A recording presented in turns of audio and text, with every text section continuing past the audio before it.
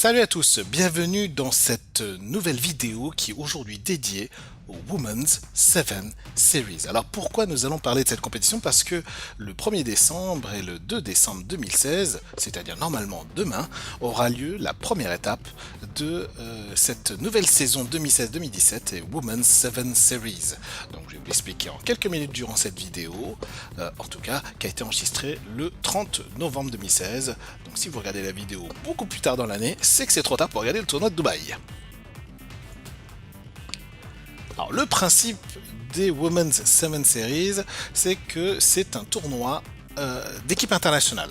Il y a 11 nations qui constituent l'élite du rugby à 7 féminin.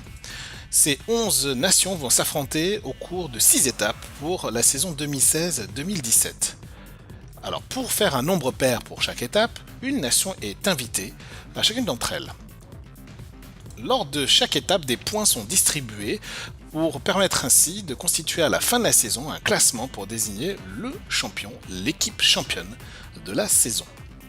Alors ici je n'ai pas mis dans les slides, mais par rapport aux saisons précédentes, pour ceux qui, en tout cas qui connaissent les 7 Series, il faut savoir que désormais la finale d'un tournoi se déroulera normalement en 2 fois 7 minutes au lieu de 2 fois 10 minutes auparavant. L'autre différence c'est que maintenant chaque tournoi va distribuer des médailles à la mode olympique, puisque vous le savez, le premier tournoi olympique de rugby à 7 a eu lieu à Rio en 2016, eh bien on va se calquer dessus avec une distribution de médailles de bronze, d'argent et d'or lors de chaque tournoi. Alors quelles sont les 11 nations de l'élite? On va vous les présenter ici. Alors tout d'abord l'Afrique du Sud. L'Afrique du Sud est vraiment beaucoup plus faible que son homologue masculine, mais a réussi à se qualifier pour les Women's 7 Series. L'Australie, qui est une nation extrêmement forte, bien entendu, puisqu'elles ont remporté la médaille d'or aux Jeux Olympiques de Rio. Le Canada et l'Angleterre, qui sont les deux autres médaillés lors de la précédente édition. L'Espagne, bien sûr, une nation européenne qui est souvent représentée dans le Sevens, dans sa version ici féminine. Les États-Unis, une nation également assez forte dans le rugby à 7. Les Fidji, alors les Fidji, version féminine, c'est tout petit peu moins fort, hein, même beaucoup moins fort que son homologue masculine, mais en tout cas, elles sont représentées ici lors de cette saison 2016-2017. La France qu'il ne faut pas négliger parce qu'elle se classe plusieurs fois quatrième lors des tournois, donc elle voudrait vraiment cette fois-ci casser le plafond de verre pour pouvoir ainsi remporter une médaille cette saison. L'Irlande, qui est désormais une nouvelle nation de l'élite pour cette nouvelle saison. La Nouvelle-Zélande, bien sûr, comme d'habitude, pourquoi oublier la Nouvelle-Zélande, hein, qui est vraiment une des superbes nations du rugby.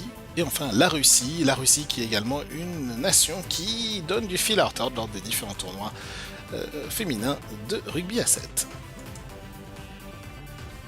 Alors, quelles sont les 6 étapes de la saison 2016-2017?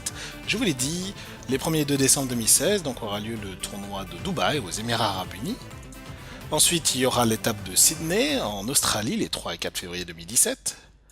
Une étape à Las Vegas aux États-Unis les 3, 4 et 5 mars 2017. Il faut savoir que ces deux étapes se dérouleront simultanément avec les tournois masculins. Ensuite, une étape à Kitakyushu au Japon, les 22 et 23 avril 2017. Alors c'est un peu dommage, puisque c'est une toute nouvelle étape cette saison au Japon, et malheureusement l'équipe japonaise s'est fait rétrograder cette saison en deuxième division de rugby à 7, mais elle sera certainement invitée lors de cette étape. Ensuite, une étape à Langford au Canada, les 27 et 28 mai 2017. Et enfin, Cocorico, une étape à Clermont-Ferrand en France les 24 et 25 juin 2017 et je serai très certainement présent pour vous faire un petit reportage lors de ce tournoi.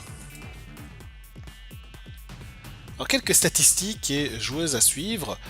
Il faut savoir que Ghislaine Landry, la Canadienne, est la meilleure marqueuse de points lors de la précédente saison avec 158 points, ce qui est vraiment énorme. Meilleure marqueuse d'essais, c'est Portia Woodman, la néo-zélandaise, avec 24 essais marqués. 24 essais marqués, cela veut donc dire que c'est une joueuse qui est vraiment à surveiller et difficile à arrêter. Et la meilleure marqueuse de transformation, c'est Chloé Dalton, l'Australienne, avec 46 transformations, donc une joueuse qui est spécialiste des coups de pied. La joueuse qui a fait le plus de percées, c'est Elia Green, l'Australienne, qui est également surnommée la Green Machine, avec 8 percées réussies, et il faut savoir que quand elle démarre, vous ne pouvez plus l'arrêter, vraiment, vous ne pouvez plus. Et de nouveau, Cocorico, la joueuse qui a fait le plus de plaquages réussis, c'est Camille Grassino, la française, avec 25 plaquages réussis. Et il faut savoir que quand on regarde les statistiques de plaquages réussis, il y a 3 françaises classées dans le top 5 des meilleures plaqueuses. Bon, ça veut à la fois dire que la défense est excellente, mais ça veut aussi dire peut-être que la France défend un tout petit peu trop, et ne garde pas suffisamment longtemps le ballon. Voilà, c'était donc une explication en quelques minutes des Women's Sevens Series. N'hésitez pas à me retrouver sur Facebook, Léo Rugby Club, également sur Twitter, @LéoRugbyClub, tout attaché, et puis bien sûr sur YouTube, et à vous abonner à mes vidéos.